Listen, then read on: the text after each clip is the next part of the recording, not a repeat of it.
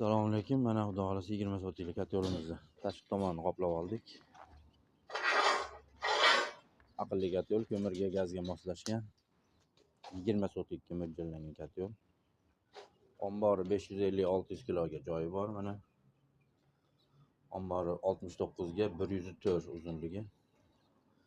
Bo'yi 1 metrdan jinday oshiqroq. Omborining joyi.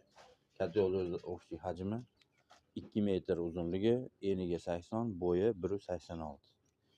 Eshiklari suvli bo'ladi. Bu yoqdagi eshigi, tepadagi eshigi. Bu yoqdagi eshigi ham suvli bo'ladi.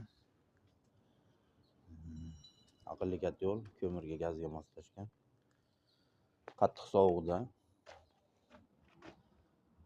-8, -10 gradusda 550-600 kilo rasxod qilib, ichkarini 15 dan barada ishlaydi. Bu yoqlar mana profili. Profilni orasida suv o't yuradi, atrofida suv yuradi. Atrofi 3 santimetrdan suv, shuni hisobidan suv ham o'tam alanga ham bo'lingan hisobidan tezroq qizdirib, tezroq chiqarib oladi. Mana bu turbalari birinchi